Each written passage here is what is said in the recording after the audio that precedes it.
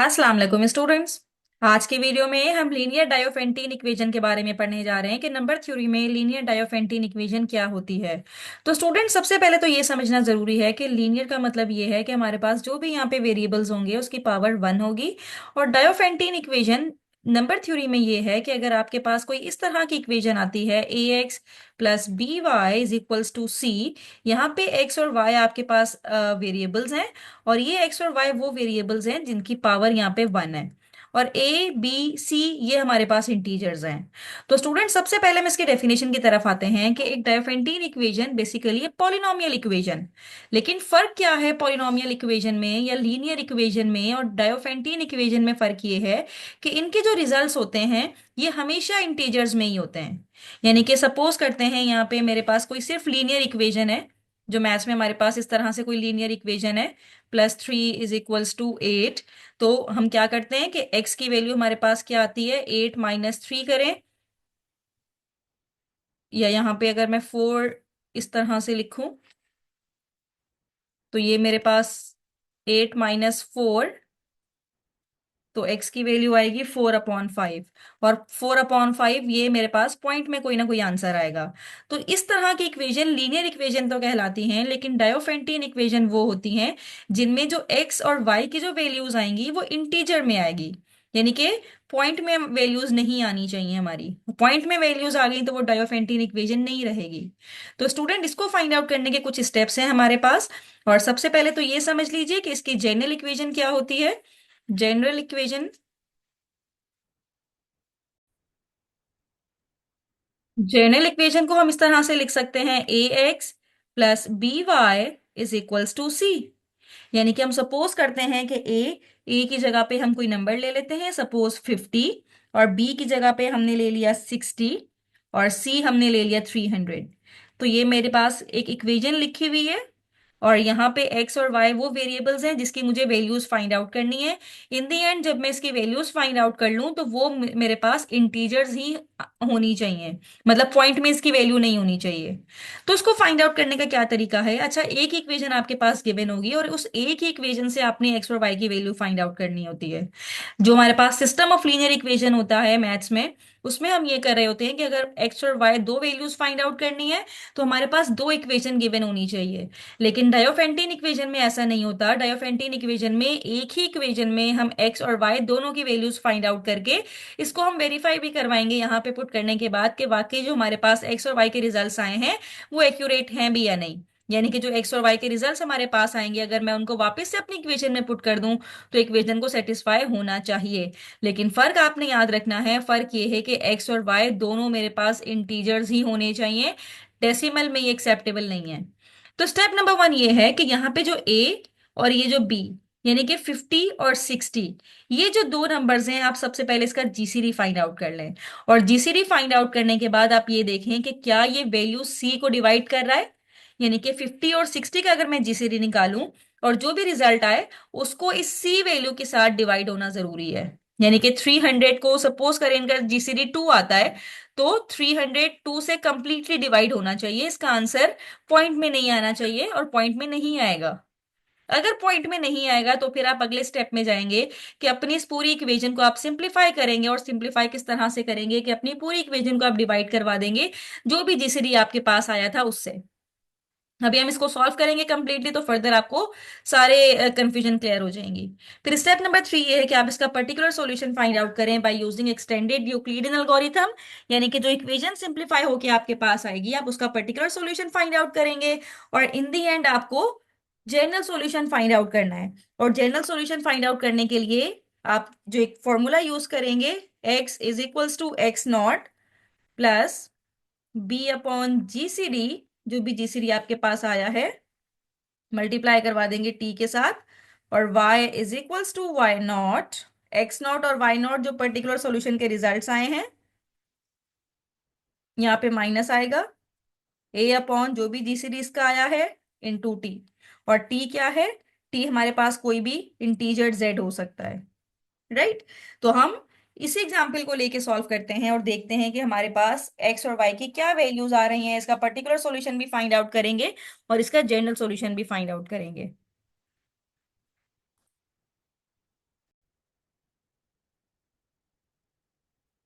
Question हमारे पास ये है कि सॉल्व द इक्वेजन, और इक्वेजन हम वही ले लेते हैं, 50x plus 60y is equals to 300। और स्टेप बाय स्टेप हम एक्स और वाई की वैल्यू फाइंड आउट करेंगे, जो स्टेप्स हमने यहाँ पे अभी लिखे हैं अपने पास। तो स्टेप नंबर 1 ये है कि जीसीडी ए और बी का निकाल लीजिए, और जो भी जीसीडी आएगा वो सी को कंप्लीटली डिवाइड करना चाहिए। देख लेते हैं ए और बी का जीसीडी क्या है। तो हमारे पास जो स्टैंडर्ड इक्वेशन है ये होती है A X plus B Y is equals to C. A की वैल्यू है 50, बी की वैल्यू है 60। तो step number 1, we have to find out GCD of 50 and 60। GCD find out करने का तरीका आता है, बड़ी वैल्यू को रखेंगे बाहर, 50 वन जा 50 प्लस 10, और फिर 50 यहां आ जाएगा, 10 फाइव जा 50 प्लस 0। अब 0 आ गया इसका रिमाइंडर, तो इससे ऊपर वाला आपका जीसीडी होता है, यानी कि दिस इज 10। तो जीसीडी हमारे पास जो आया है, GCD of A and B is equals to 10। अब जो जीसीडी आया है, तो स्टेप नंबर 1 ये कहता है, क्या ये जीसीडी आपकी सी वैल्यू को डिवाइड कर रहा है। तो हमने ये देखना है कि 300 इसकी वैल्यू है। तो हम यहाँ पे लिखेंगे यस, यहाँ पे 300 is completely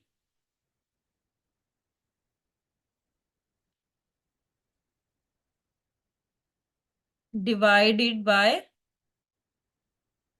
10। और इसको इस तरह से भी लिख सकते हैं कि 10 divides 300, that is equals to 30। Right. तो इसका मतलब है सॉल्यूशन एग्जिस्ट। अगर इसका आंसर ये कंप्लीटली डिवाइड नहीं करता इस सी वैल्यू को, तो हम कहते हैं कि भाई इसका आंसर इंटीजर में हो ही नहीं सकता। लेकिन no integer solution exist. Step number 2, step number 2 ये है कि now you have to simplify your equation by dividing it by GCD. It's mean हमारे पास जो इसको इक्वेशन 1 का नाम दे दें, divide equation 1, divide equation 1 by GCD क्या है 10। तो इक्वेशन 1 को हम 10 से डिवाइड करवाते हैं, तो ये मेरे पास बन जाएगी।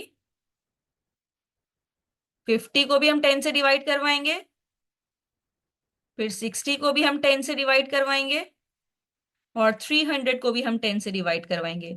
और ये सब कंप्लीटली डिवाइड हो रहे होंगे। 10 वन जा 10, 10 फाइव जा 50, ये हो जाएगा 5x, 10 सिक्स जा 6y, और ये तो 10 वन जा 10, और इसका आंसर आएगा 30। तो ये मेरे पास अब सिंप्लीफाइड इक्वेशन आ गई है, 5x plus 6y is equals to 30। Right. तो यहाँ पे स्टेप 2 कंप्लीट हो गया। स्टेप नंबर 1 क्या था कि हमने जीसीडी फाइंड आउट करना है ए और बी का। स्टेप नंबर 2 ये है कि जो जीसीडी आया है उसको हमने डिवाइड करवा देना है पूरी इक्वेशन से। अब ये जो सिंप्लीफाइड इक्वेशन आई है, अब हमारा स्टेप नंबर 3 शुरू हो रहा है। स्टेप नंबर 3 क्या था कि find particular solution using extended Euclidean algorithm. तो अब ये 5 ले लें और ये 6 ले लें, इनका जीसीडी फाइंड आउट करना है। जीसीडी ऑफ 5 एंड 6 जो इनके कोफिशिएंट्स हैं। तो हमें पता है कि बड़ा नंबर बाहर, 5 वन जा 5 प्लस 1। राइट। और जीसीडी यहीं पे 1 आ गया इन दोनों का, तो 1 आ गया तो यहीं पे स्टॉप कर देंगे। अब बैकवर्ड यानी कि एक्सटेंडेड यूक्लिडियन एल्गोरिथम, 1 यहीं पे रहेगा, तो ये हो जाएगा 6 माइनस 5। राइट। तो स्टूडेंट ये 6 माइनस 5 को अब आप क्या करवाएंगे कि यहाँ पे जो भी नंबर है इसके पास, जो यहाँ पे जो कांस्टेंट नंबर है, इससे अपने पूरी इक्वेशन को मल्टीप्लाई करवा दीजिए। Multiply whole equation by 30। तो यहाँ पे 130 जा 30, 6 इंटू 30, और 5 को भी हमने 30 से मल्टीप्लाई करवा देना है इस तरह से। अब इस इक्वेशन को हमने इस तरह से अरेंज करना है कि जब मैं इसको कंपेयर करवाऊं स्टेप 2 की इक्वेशन के साथ, तो मेरे पास एज इट इज कंपेयर हो रही हो। पहला मेरा लिखा हुआ है 5x, यहाँ पे 5 कहाँ है, ये रहा 5। तो इसको मैं रीअरेंज करवाऊंगी, 5 पहले लिखेंगे, माइनस 30 आ गया इसके ब्रैकेट में, प्लस 6y, तो प्लस 6y की जगह पे आ गया 30, और इक्वेशन के दूसरी साइड पे तो 30 ही मौजूद है। तो स्टूडेंट यहाँ पे जो मेरे पास इक्वेशन बनी है स्टेप नंबर 3 से, इसको मैं कंपेयर करवाऊंगी स्टेप नंबर 2 के साथ। तो कंपेयर करवाने के बाद, कंपेयर बोथ द इक्वेशंस, चाहे तो इनको कोई नेम भी दे दें आप। तो 5 के साथ कंपेयर हुआ तो x की वैल्यू मेरे पास आ गई -30, और y की वैल्यू मेरे पास आ गई +30, क्योंकि 6 का कोफिशिएंट y है, जो कि मेरे पास रिजल्ट है +30 का। तो ये x और y की जो वैल्यूज आई हैं, ये बेसिकली मेरे पास क्या है, पर्टिकुलर सॉल्यूशन आ गया है मेरे पास। अगले स्टेप में मुझे जनरल सॉल्यूशन फाइंड आउट करना है। स्टेप नंबर 4 में हमें जनरली एक इक्वेशन बनानी है, जनरल इक्वेशन फाइंड आउट करना है। तो जनरल इक्वेशन फाइंड आउट करने के लिए फॉर्मूला भी लिखा हुआ है कि x is equals to x0 plus B upon G C D into T. x0 यही है जो ऊपर हमारे पास, इसको चाहे तो x0 y0 कह दें। तो x is equals to x0 है -30, b वैल्यू हमारे पास है 60, इसको डिवाइड करना है जीसीडी। जीसीडी क्या आया है हमारे पास, 10, यहां से जीसीडी 10 आया है इंटू टी। तो ये x की वैल्यू आएगी -30 प्लस 60।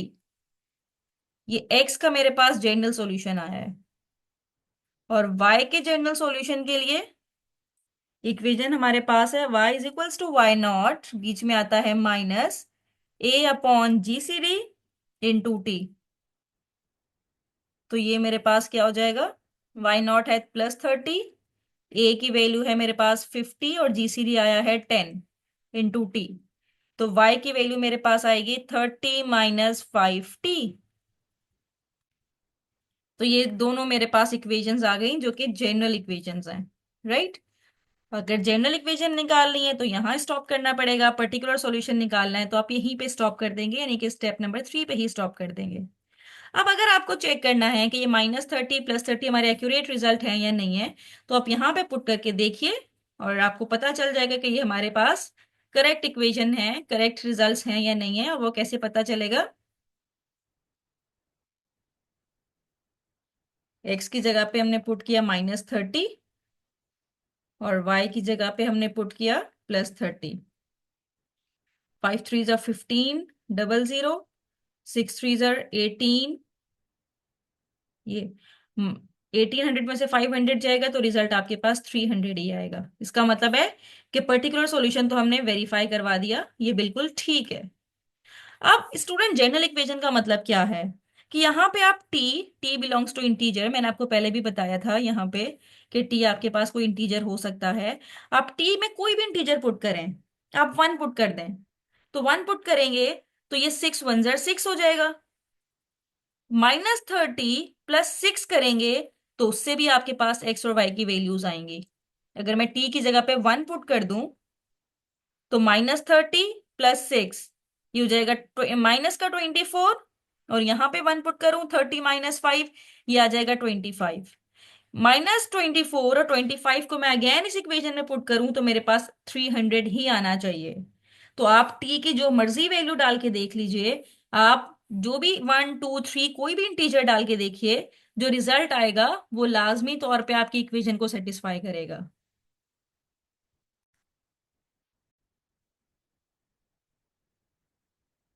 अब एक और क्वेश्चन हमारे पास है, इसको भी हम इसी तरह से सॉल्व करेंगे और देखेंगे कि इसका रिजल्ट क्या आ रहा है। इक्वेशन में लिखती हूँ, यहाँ पे इक्वेशन है मेरे पास 70x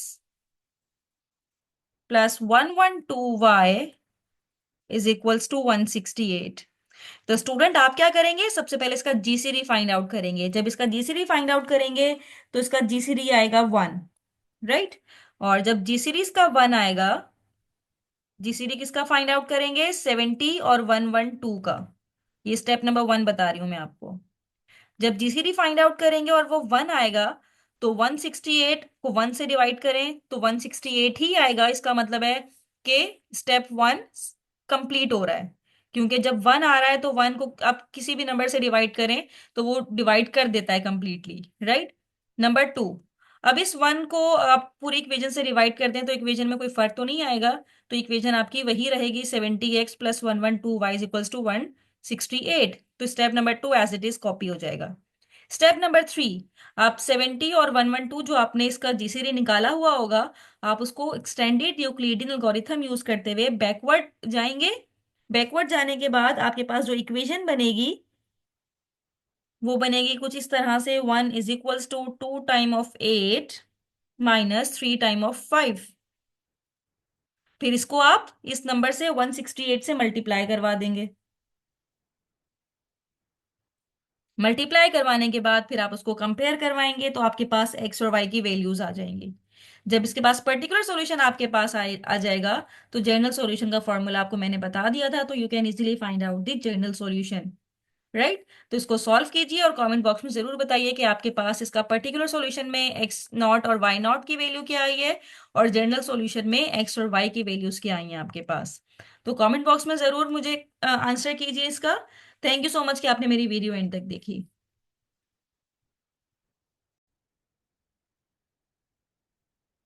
अच्छा स्टूडेंट, यहाँ पे एक करेक्शन कीजिएगा, जब इसका जीसीडी निकालेंगे 70 और 112 का, तो इसका जीसीडी 14 आएगा। 1 नहीं आएगा, इसका जीसीडी 14 आएगा। और जब 14 से अपनी इस इक्वेशन को कंप्लीटली डिवाइड करेंगे तो ये कंप्लीटली डिवाइड हो जाएगी, तो मेरे पास जो इक्वेशन बनेगी वो बन जाएगी 5x+8y इज इक्वल्स टू 12। तो स्टेप 2 से ये इक्वेशन मेरे पास आएगी। तो जब ये इक्वेशन मेरे पास आएगी तो स्टेप 3 से आप 5 और 8 का जीसीडी निकालेंगे, और जीसीडी निकालने के बाद उसको एक्सटेंडेड यूक्लिडियन एल्गोरिथम के जरिए से अपनी इक्वेशन में लेके आएंगे। तो इक्वेशन मेरे पास ये कुछ इस तरह से ही बनेगी। और फिर आप इस इक्वेशन को, पूरी इक्वेशन को मल्टीप्लाई करवा देंगे 14 के साथ। तो फिर उसको आप जब कंपेयर करवाएंगे तो आपको एक्स और वाई की वैल्यू मिल जाएगी।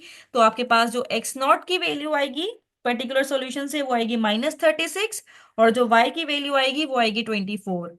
तो ये आपके पास एक्स नॉट और वाई नॉट की वैल्यूज आएंगी। इसके बाद आप इसका general solution easily find out कर सकते हैं by using the formula. Right, thank you so much कि आपने मेरी वीडियो एंड तक देखी।